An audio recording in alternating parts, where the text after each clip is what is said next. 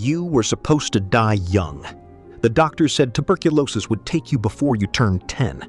You grew up in the dirt-flat pampas of Argentina, the eldest daughter of Irish immigrants, and the disease moved through your lungs like something sent to remind you that the world did not owe you anything. But you didn't die.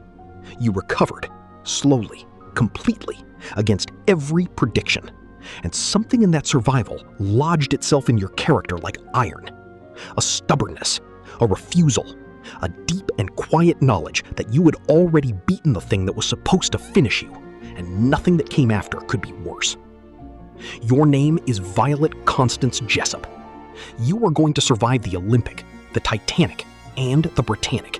You are going to survive all three of the largest ships in the world, and you are going to go back to sea every single time. Your father dies when you are 16. That is the other thing that shapes you, not the disease, but the loss.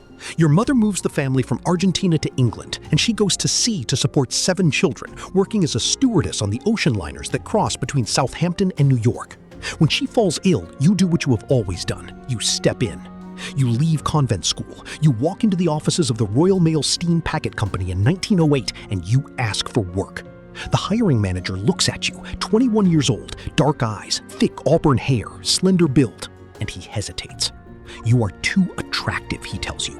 The male passengers will cause problems. You borrow the oldest, drabbest clothes you can find, pull your hair back, remove all trace of beauty from your appearance, and you go back. This time, he hires you. You board your first ship. The ocean takes hold of you the way the Pampas never quite did, and you understand immediately that this is your life now.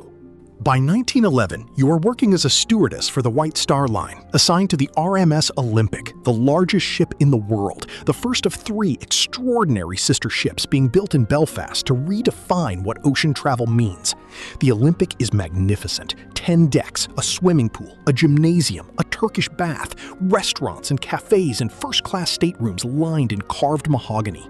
You work the second-class areas, making beds and serving meals and showing passengers where to find the life jackets. It is September 20th, 1911.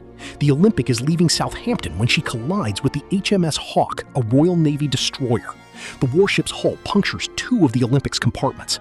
The ship is badly damaged. You watch the chaos from the deck, calm and steady while passengers around you panic.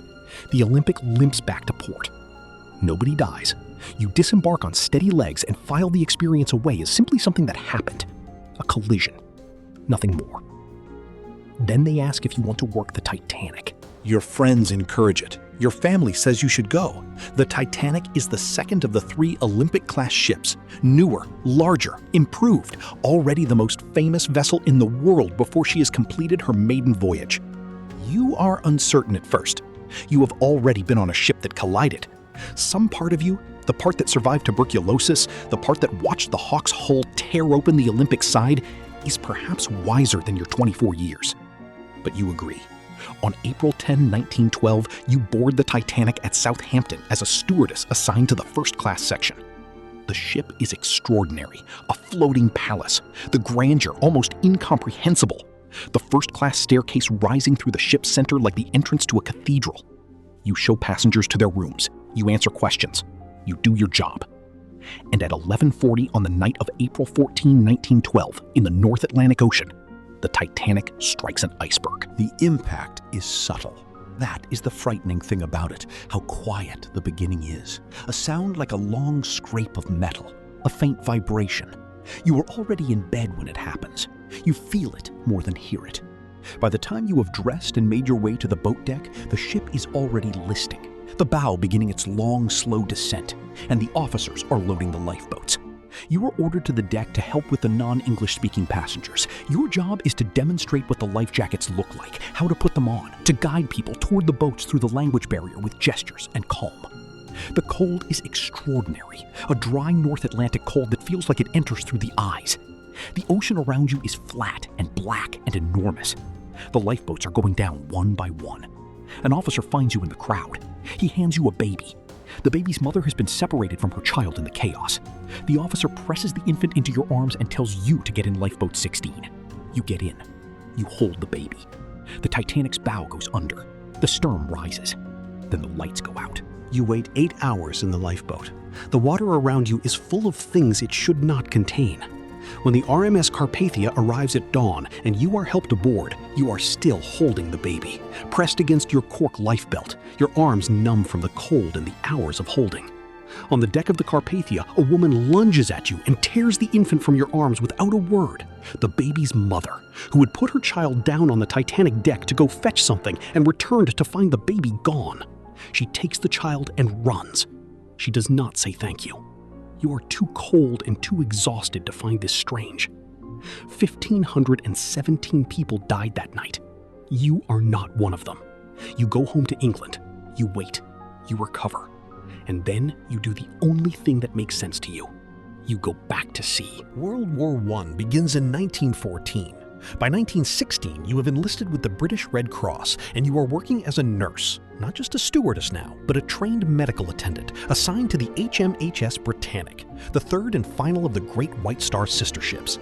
The Britannic has been converted from a luxury liner into a hospital ship, her first-class staterooms turned into wards, her grand staircase surrounded now by the smell of antiseptic and bandages, her hull painted white with red crosses so that German submarines will know to leave her alone. She is sailing the Aegean Sea, bound for Mudros in Greece to pick up soldiers wounded at Gallipoli. You have just come from morning mass. You are sitting down to breakfast when the explosion comes. November 21, 1916. 8:12 in the morning. The Britannic has struck a German mine. The explosion tears through the ship's hull below the waterline, and the Britannic begins to flood and list with terrifying speed, faster than the Titanic, because someone has left the porthole covers open.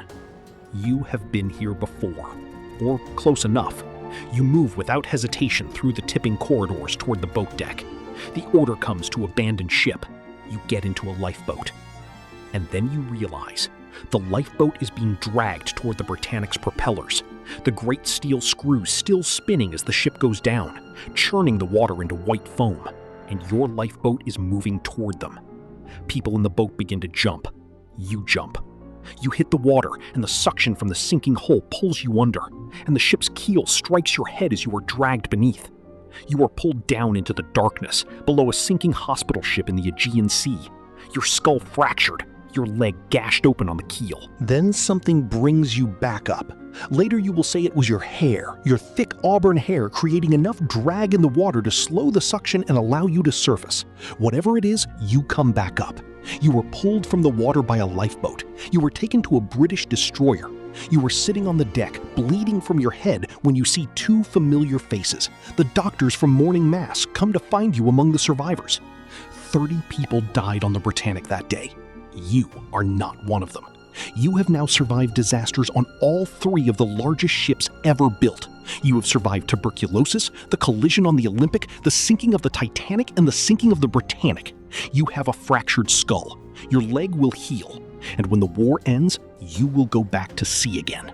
Because the ocean is the only place you have ever understood yourself, and you are not about to let 3 disasters and a fractured skull take that from you. You continue sailing for the White Star Line and other companies through the 1920s and 1930s.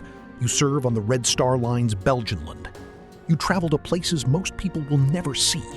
You write your memoir, a careful, understated account of your extraordinary life that you never quite finish and that will not be published until 20 years after your death. In 1950, you retire to Great Ashfield in Suffolk, England, where you grow a garden and keep dogs and live quietly for the next 21 years. You die on May 5th, 1971, at the age of 83 of congestive heart failure. A local nurse, not a famous one.